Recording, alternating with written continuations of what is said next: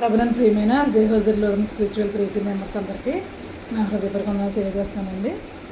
ఈ యాష్ వెన్స్డేకి సంబంధించి ఈరోజు మనం చెప్పుకోబోయే వాక్య భాగము యోహాను సువార్త 12వ అధ్యాయము 23 వచనం చదువుతామండి. అందుకు యేసు వారితో ఇట్లనెను, మనుష్య కుమారుడు మహిమ పొందవలసిన గడియ వచ్చి ఉన్నది. చిన్న ప్రేయర్ చేసుకున్నామండి.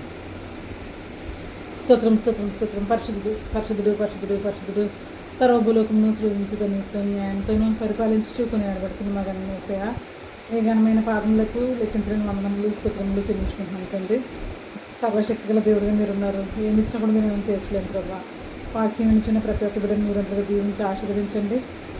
మాకు ఏ వాక్య భాగం అయితే అవసరమైందో ఆ వాక్యాన్ని మీరు మాకు అనుగ్రహించి మీరే మహిమ పొందుకుంటారని మా కొరకు సిలువలో ప్రాణం పెట్టి తిరిగి లేచిన యేసయ్య పరిశుద్ధ నామమున మిక్కిలి వినయంతో బ్రతిమలాడి వేడుకుంటున్నాం మా పరమ తండ్రి.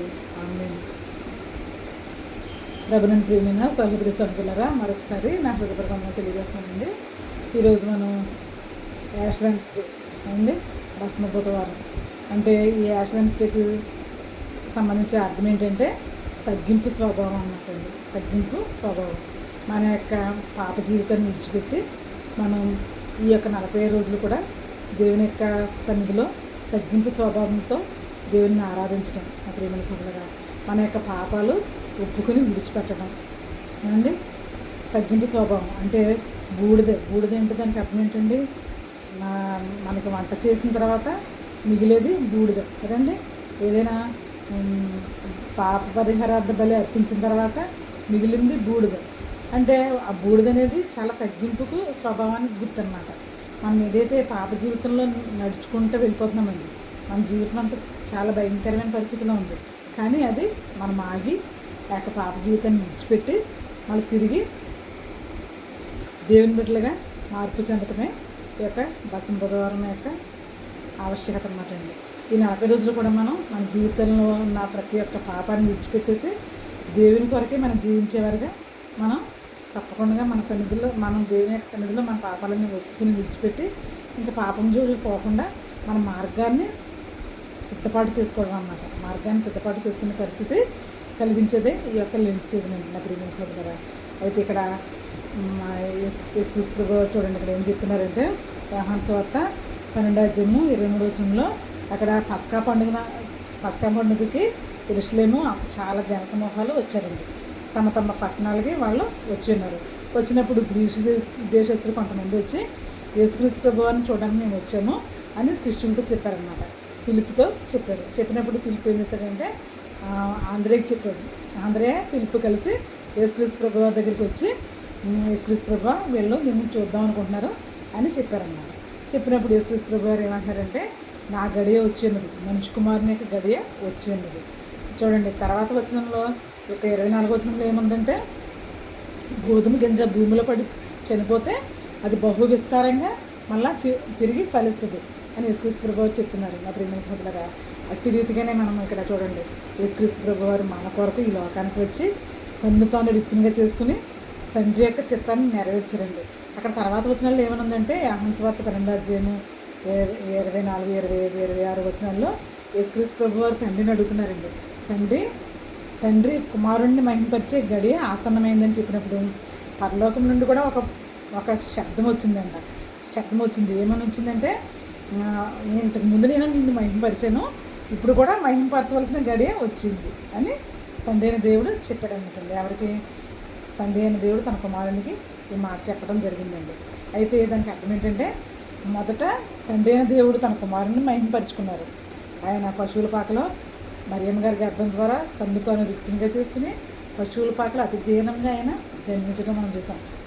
అది మహిమకు కారణం. ఎందుకంటే కన్యక గర్భవతి కుమారుని కన్నదే. తర్వాత తన ప్రజలను వారి పాపం నుండి ఆయన రక్షించడని ఒక మాట కూడా మరియమ్మ గారు విన్నదండి. నా ప్రియమైన సింధులు అక్కడ ఉన్న వారందరూ కూడా విన్నారు. జ్ఞానులు వీళ్ళందరూ కూడా మనకి సాక్షులుగా నిలవబడ్డారు అక్కడ. అయితే ఇక్కడ ఏంటంటే యేసుక్రీస్తు ప్రభువారు అడిగినప్పుడు మనిషి కుమారుడి గడి వచ్చిందని చెప్పినప్పుడు తండ్రి అయిన దేవుడు అడుగుతున్నాడు అనమాట. తండ్రి అయిన దేవుడు ఏమంటున్నారంటే ముందు నేను మహిమపరిచాను, ఇప్పుడు మళ్ళా తిరిగి మహిమపరుస్తాను అని తండ్రి తన కుమారునితో ఒక భరోసా ఇస్తున్నారండి. నా ప్రియమైన సోదరులారా, అట్టి రీతిగానే మనం కూడా ప్రతిరోజు మనం ప్రార్థనకు వెళ్తున్నామండి. ప్రతిరోజు ఈ యొక్క వాక్యాన్ని వింటున్నాం నా ప్రియమైన. అయితే మన మార్గం ఏదైతే ఉందో ఆ యొక్క మార్గాన్ని మనం మార్చుకునేవారుగా మనం ఉండాలి నా ప్రియమైన. చూడండి ఇక్కడ ఏమండి సంఖ్యాకాండంలో తర్వాత నిర్గమాకాండంలో కూడా ఉంది. నిర్గమాకాండం 12:13 ఏమనుందంటే ఆనాటి ఇశ్రాయేలు ప్రజలు యేసుక్రీస్తు తండ్రి దేవుని మీద అస్తమానం సణుక్కుని గొణుక్కుని తండ్రి దేవునికి విరోధంగా వాళ్ళు పాపం చేసిన ప్రతిసారి కూడా ఆయన చాలా భయంకరమైన పనిష్మెంట్స్ వాళ్ళకి ఇస్తూ ఉండేవారండి. ఇస్తున్నప్పుడు వాళ్ళ ఇంట్లో తొలుచు కుమారుడు చనిపోవడం జరిగింది. చనిపోయినప్పుడు తండ్రి దేవుడికి యొక్క మోషే గారు మొరపెట్టినప్పుడు దేవుడు ఏం చెప్తారంటే ప్రతి ఒక్క గుమ్మానికి ద్వారబంధానికి గొర్రె పిల్లను వధించి ఆ రక్తము పూసినప్పుడు మరణదూత వారి గృహంలో ప్రవేశించకుండా ఆ గృహాన్ని విడిచి దాటిపోతుంది. అప్పుడు వాళ్ళ బిడ్డలందరూ కూడా చక్కగా క్షేమంగా ఉంటారు అని దేవుని దగ్గర ఒక మంచి వార్తను వాళ్ళు తెలుసుకున్నారన్నమాట. అయితే నా ప్రియమైన సోదరులారా, ఆ పాత నిబంధన కాలంలో అనేకమైన గొర్రెలు అండి, అనేకమైన పశువులు పొట్టేళ్ళు ఈ యొక్క పాప పరిహారానికి ఉపయోగించబడేయండి. అయితే ఇక్కడ తండ్రి దేవుడు తన కుమారుని లోకానికి పంపించి ఆయన్ని ఒక అపరాధ పరిహారార్థ బలిగా అంటే మనం పొందవలసిన శిక్షను, మనం పొందవలసిన ఆ యొక్క మరణ శిక్షను ఆయన తన తండ్రి దేవుడు తన కుమారుని మీద వేసేదండి. నా ప్రేమించారు మనకి ఇవ్వాల్సిన ముళ్ళ కిరీటం ఆయనకి తండ్రి దేవుడు యేసుక్రీస్తు ప్రభు వారికి ఇవ్వడం జరిగిందండి. నా ప్రేమించారు మనకి జీవ కిరీటాన్ని ఇవ్వడానికి, మనకి జీవాత్మను ఇవ్వడానికి తండ్రి దేవుడు తన కుమారుణ్ణి ఈ లోకంలో ఎన్నో భయంకరమైన హింసలకు విడిచిపెట్టాడండి. ఎంతో భయంకరమైన మరణానికి విడిచిపెట్టాడు నా ప్రియమైన. అందుకే ఆయన చూడండి కంప్లీట్గా ప్రతిసారి మనం చెప్పుకున్నాం, ఆయన కంప్లీట్గా తండ్రి యొక్క చిత్తాన్ని ఆయన నెరవేర్చినప్పుడు అందుకే ఇక్కడ చాలాసార్లు ఈ మాట మనం చెప్పుకున్నాం. ఏమంటున్నారండి ఇక్కడ యెషయా 53లో తండ్రి దేవుడు నా యొక్క ఉద్దేశాలన్నీ కూడా మా కుమారుడి వల్ల సఫలమయ్యాయి. అట్టి రీతిగానే నా ప్రియమైన సోదరులారా, మనం కూడా పుట్టినందుకు మన యొక్క తండ్రి ఉద్దేశం, మన కన్నా తండ్రి ఉద్దేశాన్ని మనం సఫలం చేయాలంటే మనం ఏం చేయాలి? తండ్రి అయిన దేవుడు మనల్ని చనిపోమట్లేదండి. తన కుమారుని ఏ విధంగా అయితే చనిపోమన్నారో, ఏ విధంగా అయితే శిలువ మీద భయంకరమైన శిలువ మరణం పొందమన్నారో ఆ విధమైన మరణం మనకి దేవుడు ఇవ్వలేదండి. దేవుడు మనల్ని ప్రేమించి మనకి నిజ జీవాన్ని ఇవ్వడానికి ఏంటంటే నమ్మి బాప్తిసం పొందినవాడు రక్షింపబడును, నమ్మని వానికి శిక్ష విధింపబడును. గోధుమ గింజ భూమిలో పడి ఏమంటే కొత్తగా మళ్ళీ అది కొత్త మొక్క వచ్చినప్పుడు ఎంతో ఫలభరితంగా ఉంటుందన్నమాట. మంచి మంచి ఫలాలు ఉంటాయి. అదంతా కూడా మనందరికీ ఉపయోగకరంగా ఉంటుంది. అట్టి రీతిగానే మనం ఈ యొక్క పాప జీవితాన్ని విడిచిపెట్టేసి ఏమండి తండ్రి అని ప్రభువు అని మన నోటితో ఒప్పుకుని మనం బాప్తిసం ఎప్పుడైతే తీసుకున్నామో అప్పుడు మనకి దేవుని యొక్క కిరీటాన్ని, దేవుని యొక్క జీవాత్మను, దేవుని యొక్క జీవమును మనకి అనుగ్రహిస్తారండి. వారు తీర్పులోనికి రాక మరణాన్ని జయించేవారుగా ఉంటారనమాట. యేసుక్రీస్తు ప్రభు వారు మరణాన్ని ఏ విధంగా జయించారో మనం కూడా మరణాన్ని జయించేవారుగా ఉంటామండి. ప్రియమైన సోదరులారా, అందుకే ఇక్కడ చూడండి లాజరు చనిపోయాడంట, తండ్రి దగ్గరికి కొనుక్కోబడ్డాడు. ఆయన పేద లాజరు. అయితే ధనవంతుడు చనిపోయాడు, ధనవంతుడు పాతి పెట్టబడ్డాడు. ఎందుకంటే అతనికి రక్షణ లేదు. రక్షణ లేకుండా నిత్య విలాసవంతమైన జీవితాన్ని, ఎంతో సౌభాగ్యవంతమైన జీవితాన్ని లోకంలో జీవించి చనిపోయాడు, పాతి పెట్టబడ్డాడు. అక్కడితో అతని యొక్క జీవితం అనేది స్టాప్ అయిపోయిందండి. అతని జీవితం అనేది అంతమైపోయింది. కానీ లాజరు ఎన్నో కష్టాలు పడి తండ్రి దేవుని కలిగి ఉండి ఎన్నో కష్టాలు పడి భయంకరమైన దారిద్ర్యాన్ని అనుభవించి చనిపోయాడు. కానీ దేవదూతలతో కొనుక్కోబడ్డాడు. అట్టి రీతిగానే తండ్రి దేవుడు తన కుమారుని లోకానికి పంపించారు. ఆయన రక్షణ కార్యాన్ని పూర్తిగా కంప్లీట్గా నెరవేర్చి ఆయన తిరిగి తండ్రి దగ్గరికి వెళ్ళారు. మళ్ళా తిరిగి రాబోతున్నారు. ఆయన జడ్జిమెంట్తో రాబోతున్నారు. వచ్చినప్పుడు వాని క్రియలు చెప్పిన ప్రతిఫలం ఇస్తానంటున్నారు. మనం ఏం చేయాలంటే ఇప్పుడు కూడా మనం సిద్ధపాటు అనేది కలిగి ఉండాలన్నమాట. మరణం అందరికీ సంప్రాప్తం అవుతుందండి. కానీ మనం రెండవ మరణం, ఆత్మీయ మరణాన్ని జయించాలంటే మనం ఏం చేయాలి? ప్రభు అని మనం నోటితో ఒప్పుకోవాలండి. ఒప్పుకొని వాక్యాన్ని విని తర్వాత బాప్తిసం పొందుకుని ఏమండి ప్రభు బలలో మనం పాలు పంచుకుని దేవుని యొక్క కృపను బట్టి మనం ఎప్పుడు కూడా ఆయన యొక్క నామంలో ఎదుగుతూ ఉండేవారుగా ఉండాలన్నమాట. లెంట్ అంటే ఏంటండి? మనం వెళ్తున్న ఆ పనికిమాలిన జీవితం నుంచి తిరిగి ప్రభు మనకి ఏదైతే ఆజ్ఞాపించారో ఆ యొక్క జీవితాన్ని, వెలుగు సంబంధమైన జీవితాన్ని మనం జీవించే వారిగా ఉన్నప్పుడు మనం ఇప్పుడు కూడా శాంతి సమాధానం కలిగి ఉంటాము. తీర్పులోనికి రాక జీవంలోనికి మనం వెళ్ళే వరకు ఉంటామండి. అక్కడ నిత్య జీవం అనేది మనకి కలుగుతుందండి అప్పుడు కదా. అందుకే మనం రెండవ మరణాన్ని జయించే వరకు ఉంటామండి.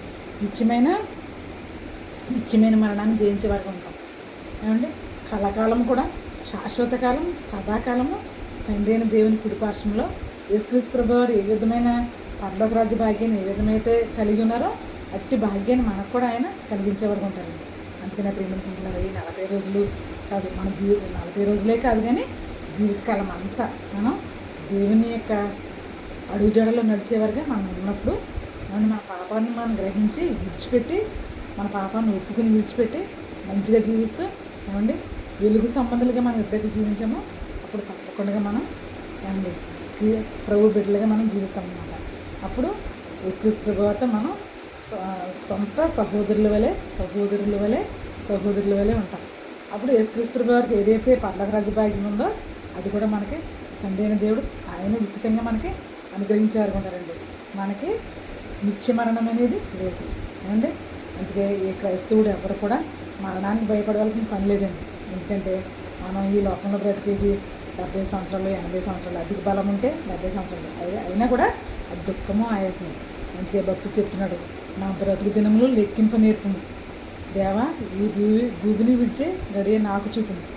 మనం ఆ యొక్క మాటలకి అర్థం తెలుసుకున్నప్పుడు ప్రతిరోజు కూడా మనం మంచిగానే జీవించడానికి ట్రై చేస్తామండి మొత్తం కదా. అందుకే ఈ లైఫ్ సీజన్ మనం ఒక మార్గదర్శిగా తీసుకుని మనం దేవుని యొక్క వాక్యంలో మనం ఇంకా కట్టబడి ఏమండి మన యొక్క పాపాన్ని మనం ఒప్పుకుని విడిచిపెట్టి పరిశుద్ధంగా జీవించడానికి దేవుని యొక్క సహాయం మనం కోరేవారుగా ఉండాలండి. ఒక భక్తులు చెప్తున్నారు, ఈ యొక్క బైబిల్లో మన యొక్క పాపాల క్షమాపణ గురించి మనం అస్తమానం అడగాలని దేవుడు చెప్పాడండి. అడగాలి, పాప క్షమాపణ గురించి అడగాలి, మన పాపాలను ప్రభు సన్నిధిలో ఒప్పుకోవాలి, విడిచిపెట్టాలి అండి. తర్వాత మన బిడ్డలేక ఆత్మీయ జీవితం గురించి, మన ఆత్మీయ జీవితం గురించి మనం తప్పకుండా దేవుని సన్నిధిలో మొదలుపెట్టుకునేవారుగా ఉండాలి. తర్వాత ప్రశస్తమైన జీవితాన్ని జీవించేవారుగా ఉండాలి. అందుకే యేసుక్రీస్తు ప్రభువారు అంటున్నారు, నా సమయం వచ్చి ఉన్నది, మనిషి కుమారుడి యొక్క సమయం వచ్చి ఉన్నదని ఆయన చక్కగా కాన్ఫిడెంట్గా చెప్తున్నారు. మనం చెప్పగలమండి అలాగా, నా గడియ వచ్చి ఉన్నదని చెప్తున్నారు శిష్యులతో.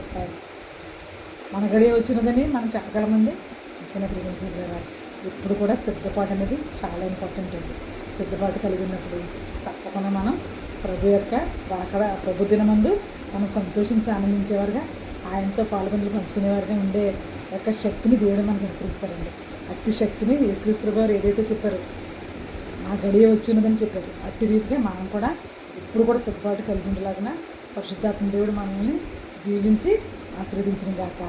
ఆమేన్.